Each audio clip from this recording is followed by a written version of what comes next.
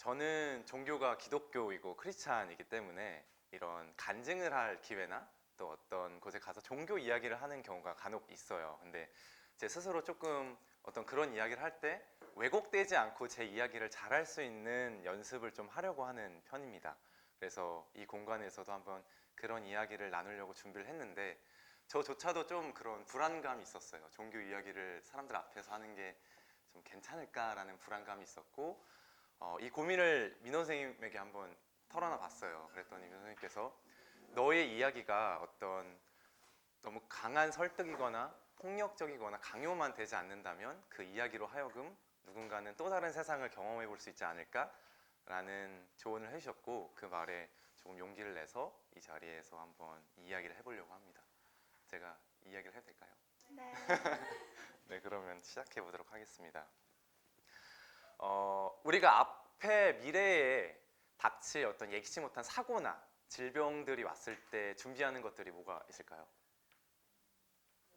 보험이 있겠죠. 제가 오늘 하고 싶은 얘기가 바로 보험인데 어떤 이가 회사에 들어가면 4대 보험이라는 것을 적용받을 수도 있고 그렇지 않은 경우도 있어요.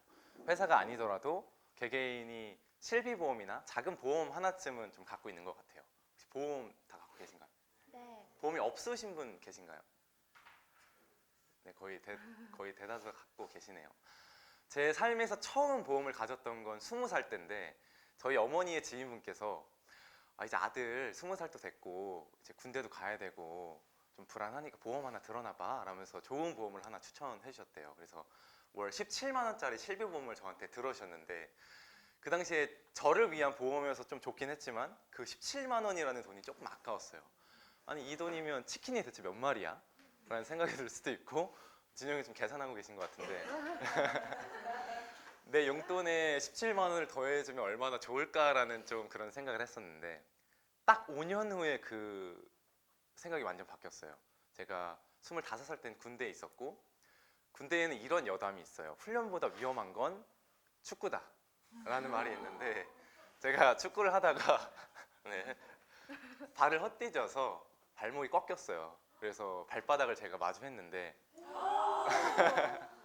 병원에 갔더니 인대가 아예 끊어졌대요. 그래서 수술을 해야 됐고 척추 마취를 한 채로 2달이라는 시간을 병상에서 보내게 됐습니다. 그래서 그 시간에 좀 많이 힘들었던 것 같아요. 정신적으로 너무 힘들었고 제가 해야 되는 일들이 올스톱 되다 보니까 너무 그 책임감에 있어서 너무 좌절스러웠고 더군다나 그렇게 아프면 돈이 많이 드는지 처음 알았어요. 제 눈앞에 영수증에 0이 되게 많이 찍혀 있더라고요. 근데 그때 생각이 들었던 게 엄마가 내게 들어줬던 월 17만 원짜리 그 보험이 가장 먼저 떠오르더라고요. 그래서 보험 설계사 아저씨와 처음으로 연락했고 그 정신적으로나 육체적으로나 경제적으로 많은 도움을 받을 수 있었습니다. 그래서 그때 보험이 이래서 도움이 되는구나를 좀 많이 느꼈던 것 같아요. 근데 되게 깨달았던 게 하나 있는데 저희 엄마가 이 월 17만 원짜리 보험보다 더 큰 보험을 저한테 하나 들어주셨더라고요.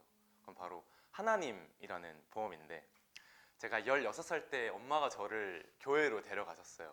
너 집에서 공부 안 할 거면 엄마 따라 교회나 가자. 그러면서 머리끄댕이를 잡고 가셨는데 갈 때마다 그렇게 짜장면이랑 치킨을 많이 사주셨어요.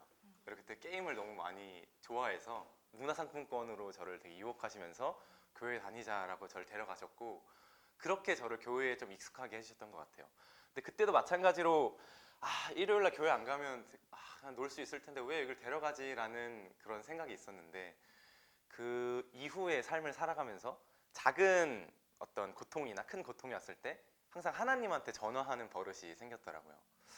뭐 예를 들어서 꽉 막힌 도로 위에서 뭐 여자친구 혹은 남자친구 혹은 썸남 썸녀와 같이 타고 있는데 갑자기 배가 미칠 듯이 아파온다 라고 했을 때 여러분은 어떻게 하실 건가요?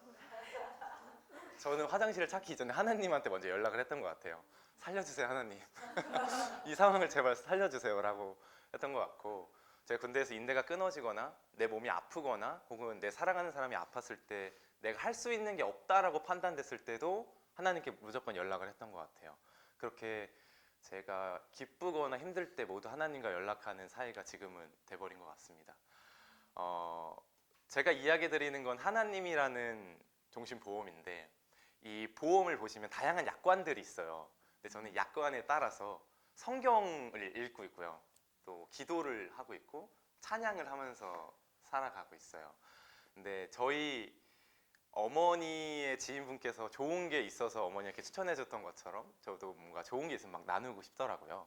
근데 이 보험은 100%다 환급 보장이고 사후까지 보장해주는 약간 좀 특별한 보험인 것 같아요.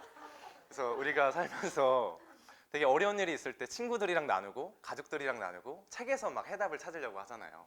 근데 그럼에도 불구하고 해결되지 않는 문제가 있다면 제가 오늘 소개시켜드리는 이 하나님이라는 종신보험을 한번 시선을 돌려서 좀 알아보면 어떨까라는 마음으로 이 이야기를 준비해 봤습니다. 제가 크리스찬이지만 크리스찬 중에서도 좀 상대방에게 아픔을 주고 상처를 주고 좀 보기 안 좋은 모습들을 보이는 분들도 많은 것 같아요. 근데 그럼에도 불구하고 제가 성경에서 배운 가장 큰 덕목은 사랑이라고 배웠습니다. 제 앞에 계신 여러분들이 물론 종교가 다르신 분들도 있고 종교가 없으신 분들도 있으겠지만 제 이야기를 이렇게 초롱초롱한 눈빛으로 계속 진심으로 들어주시는 이 자체가 좀 사랑이라고 생각을 해요. 그래서 제가 성경에서 배웠던 이 사랑을 여러분들에게 또 다시 한번 느끼게 되는 것 같아서 오늘 하루가 너무 즐겁게 시작하는 것 같습니다. 그래서 진심으로 감사하다라는 말씀을 드리고 싶고요. 제 이야기는 여기까지 하겠습니다. 감사합니다.